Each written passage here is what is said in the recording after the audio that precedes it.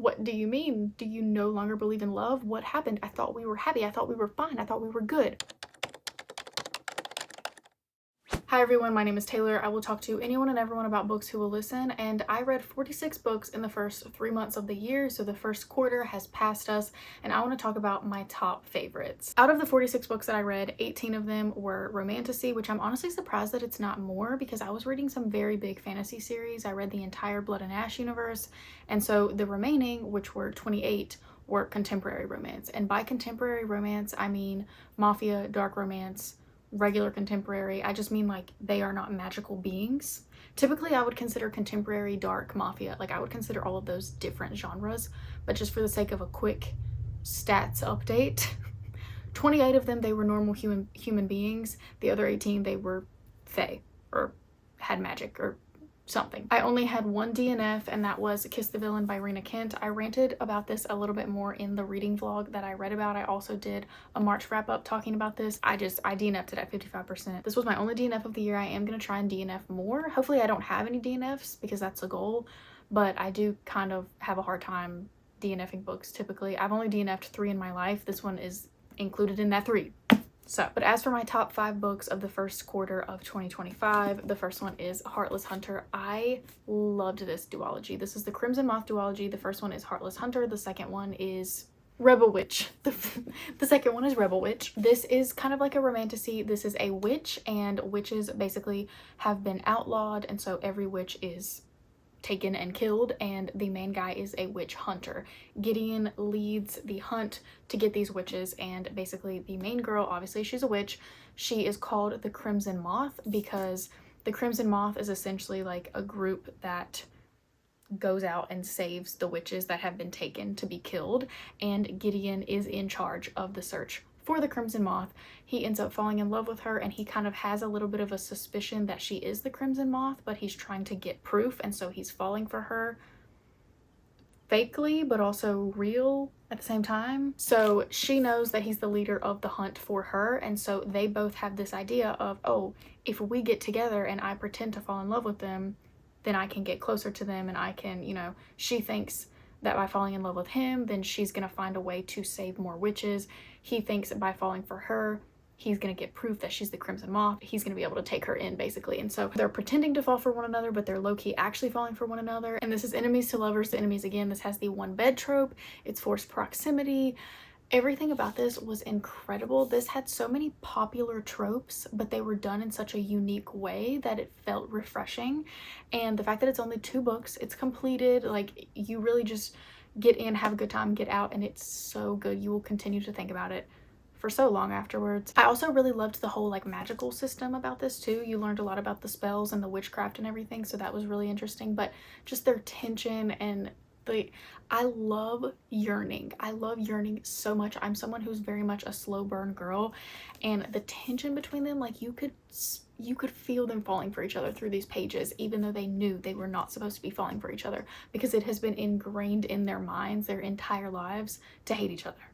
Just and then the next few are in no particular order. I had my top 1, which was Heartless Hunter, and then after that it's just top 5. I don't have an order. I'm gonna go with Blood and Ash next. This entire universe is hyped up for a reason. When I went into this, I truly did not imagine that I was gonna love it as much as I did, especially with the fact that it's like 10 books. If you include Blood and Ash and then you also include the prequel series, which is Flesh and Fire, you have a ton of books to read. And I loved the audiobooks. I listened to every single one on Audible, and it was so worth it. But basically Poppy is like the chosen one. She's a maiden, and so she's not meant to be touched, not meant to experience pleasure, nothing like that. She's kind of locked away. And then we have our main guy who comes in and basically kind of gets her to rethink every single thing she has ever known. And it's a whole, I don't want to spoil anything, so that's all I'm gonna say, but it is a whole magical universe. It's enemies to lovers, it's kind of friends to lovers to enemies again to lovers again, but you just have such a badass female main character. You love the male main character, like the things that he does for her. I wish I could tell you, but I can't because I'll spoil it. But I truly did not expect to love this universe so much. I heard that when you start the universe, it's good, and then it kind of goes downhill towards the end. I did not think that at all. I loved every single book so much, and in my opinion they only got better. And I also think that it's important to follow the specific reading order. You can look it up on TikTok. There's a couple of people who have listed it. I can do a video on that specific reading order if I need to, but I just think it's so important to go back and forth between Blood and Ash, and because you kind of like not tandem read it, but it's like you read one of these, then you go back to Flesh and Fire, then you read another, and then you read another, and then you go back to Flesh and Fire. And so you're kind of going back and forth. And Flesh and Fire is essentially about the ancestors of the people in Blood and Ash. And when you first start doing that, you're like, why am I going back and forth between these books? This seems like I probably could have done without going back and forth. But then a few key things happen and you're like, oh my god, that's why I've been going back and forth. Things would happen in one of the Blood and Ash books, and then I would think, okay, like that really doesn't have any significance. And then I would go to a Flesh and Fire book, and what I just read about in Blood and Ash would happen in Flesh and Fire. And it's like I would get the origin story of certain things, and I'm like, oh my god, that's why that happened in Blood and Ash. And it was just such an incredible experience. In this, he is incredible. In the Flesh and Fire series, that couple is incredible. The couple in Flesh and Fire is like, he's a shadow daddy is what he is. This was just such a good universe. Now this is not finished. The last book in this series comes out, I believe, in June, like the end of June or something, and then the series is going to be done. So Flesh and Fire is done. Blood and Ash just has one more book coming out. So good. It's the perfect time to read it. It's the perfect time to read it. You only have one book to wait for. Now I'm gonna switch it up and do a dark romance book. We have Psychotic Obsession by Lee Rivers. It would not be a video on this channel if I did not mention Lee Rivers, okay? Also, I was supposed to go to a book event with Lee Rivers and Larry Reeds, and it got canceled, and I'm very sad about it. But it's fine. It's fine. Everything's gonna work out. It's fine. Another chance, another day, whatever. I didn't need to go to Texas anyway. So, Psychotic Obsession is a prequel to the Edge of Darkness trilogy. The Edge of Darkness trilogy is one of my god tier reads. I love the Edge of Darkness trilogy so much. Check the trigger warnings for that, and especially for this one as well. But basically, in the Edge of Darkness trilogy, the main guy, his name is Cade. Cade's father, Tobias, is locked away in a mental institution.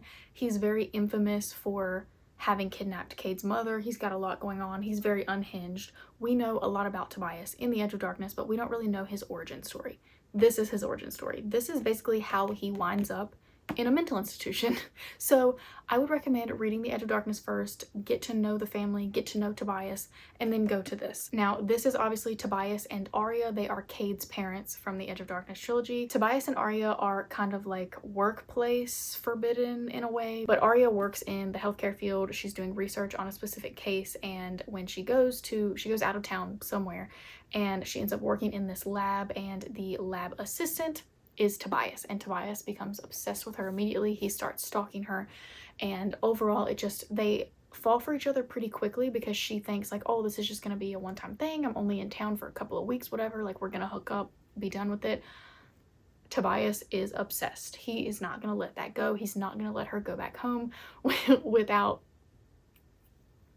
you know, but he becomes so infatuated with her, and this is such a prime example of unreliable narration, because the main girl, when you're in her head, you're frustrated with him, but you also feel bad for him because you know that he is experiencing this has a lot of mental health representation because Tobias is very mentally ill. So it's like you feel bad for him, but you're also being manipulated by him in a way. And then when you're in his point of view, it's even more confusing because obviously you're in the point of view of someone with a severe mental illness. And oh my god, like it was so bittersweet. It was so sad. And even though if you read Edge of Darkness first, you know kind of what happens and how he ends up in the mental institution, you know his, like, you know what's gonna happen, it's still so sad and you will still cry. I will never not recommend anything by Lee Rivers. I love specifically Edge of Darkness and Psychotic Obsession.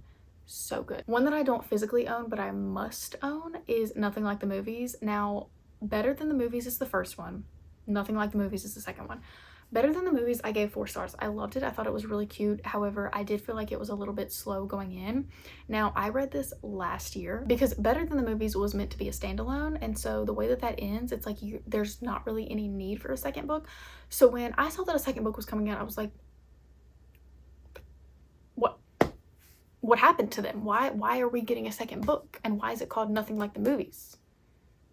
Confused. But basically Liz is next door neighbors to Wes, and they've kind of always had this like joking banter with each other where he makes fun of her and he's actually making fun of her because he likes her. It's like that type of like kind of juvenile relationship in a way, and so you go through that with them. They're in high school. She has a crush on this guy at school, and so Wes is like, all right, let's come up with a plan to get him to fall for you. And so he's like her wingman in a way, and of course they end up falling in love. But it's called Better Than the Movies because she is obsessed with romance movies and rom-coms and things like that. So naturally, when the second book comes out called Nothing Like the Movies, I'm like, what do you mean? Do you no longer believe in love? What happened? I thought we were happy. I thought we were fine. I thought we were good. Reading this, I truly went into this with very low expectations because I saw so many people say it's not better than the movies. It's not good. She ruined their relationship, blah, blah, blah, blah, blah. Girl, no. I ate this up. I loved this book so much. This one was 5 stars for me easily. Like I said, the first one was 4 stars. This one was 5 stars for me easily. I loved it so much. Sometimes when I talk, suddenly my mouth gets so dry because I've been talking for so long and I feel like I'm dying, but it's fine. The first book in the series follows them throughout high school. This one follows them now they're in college. This was so heart-wrenching, but it was so good at the same time. And by the time I finished this, I genuinely was like, I need so many epilogues of them. I need to follow them through every stage of their life. I need to know, like, what's the wedding look like? Do they have kids? What did they eat for dinner? Like, I need to follow them on their grocery store runs. I need to know every single thing because I became so attached to them and I love them so much. And then finally we have Daughter of No Worlds. This is the War of Lost Hearts trilogy. If you want a romantasy that is going to rip your heart to shreds, this is the one. This follows Tasana and Max. Max is a very powerful, I don't know what he would be considered, but he has a lot of powers. He's very powerful. He used to be sort of a teacher, and then something happened in his past to where now he has sworn off magic. He has sworn off being around anyone, teaching anyone. He kind of just wants to be by himself in his house, in his garden. Like, he's just a loner now. But he's so powerful and everyone knows how powerful he is, but he is just, he's literally the Grinch. Like, he lives on top of, what I imagined is he lives on top of this big mountain and just doesn't talk to anybody and hates the world. That's what I imagined. Max is literally the Grinch. And then we have our main girl, Tisana, my sweet angel baby. I love her so much. She ends up fleeing from slavery, and so now she's on the run because she killed someone very high up in power. But she flees, and then she ends up coming to these people who are essentially able to help her wield her magic and learn how to use her magic. And so when she gets there, she's like, I need someone to teach me because I need to go back and free my people from slavery. I'm gonna fight for my people. No one is really willing to teach her until one day she is just so adamant, and she's like, someone is teaching me. She puts her foot down. Someone is teaching me. She's such a baddie. They're basically like, all of the teachers are full. No one has time for students. But Max, our little Grinch, lives up in his house and he's not teaching anyone, and he would be a great teacher for you. So she's basically thrown upon Max, and Max does not want to teach her whatsoever, but she is very adamant on, I don't care if you don't want to teach me, you're going to teach me. And I loved them so much. This is the most heart-wrenching thing ever. This reminded me of when I read Shatter Me for the first time. Like, the stories are not similar at all, but the way that I felt when I read that and the way that I felt when I encountered Aaron Warner for the first time, that's how I felt when I read about Max, because I loved them so much. It is kind of similar to Shatter Me in a way where in Shatter Me, they try to use Juliet as a weapon to take down the world, and they do that in this too. They have a specific weapon that they're trying to use and put into people to kind of like be their weapon for the government, and so it is kind of similar in that way. But oh my god, it's so good, so heart-wrenching. There's also another couple that's introduced in the second book, and so you're following 2 couples eventually once you get more into the story, and it is so heartbreaking. I can't even talk about it. These are my top 5 books and my stats of the first quarter of 2025. I keep wanting to say 2024. It is definitely not 2024 anymore. I will say one of the first books that I read in the second quarter of the year is my favorite book of the entire year already. Like, I can already tell that nothing's gonna top it. If it does, I'm baffled. I am truly baffled. But yeah, I'm just so excited for the rest of the year because I feel like there's gonna be so many good books. And if you've read any of these, let me know. If you have your top 5 of the first quarter of the year, let me know how many books you've read. Tell a girl. I want to talk.